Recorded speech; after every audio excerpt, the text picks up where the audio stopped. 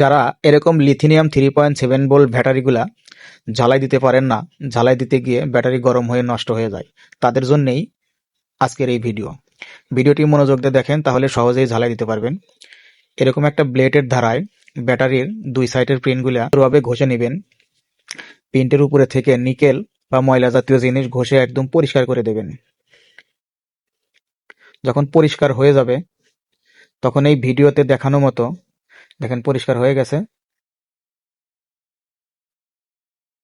একটু ভালো মানের রাং ব্যবহার করবেন। এরকম রাং আপনি ব্যাটারির সাথে নিয়ে, এক্সট্রা তাতালে না ভরাইয়া এরকম ব্যাটারির সাথে নিয়ে আপনি রাংটা দিয়ে ঝালাই করে নেবেন। দেখেন কত সুন্দর ঝালাই হয়ে গেল।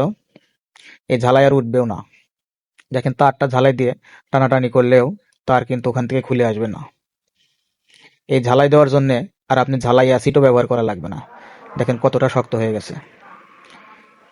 এখন আসেন অপর পিঠেও আপনাদেরকে ঝালাই দিয়ে আবারও দেখিয়ে দিই।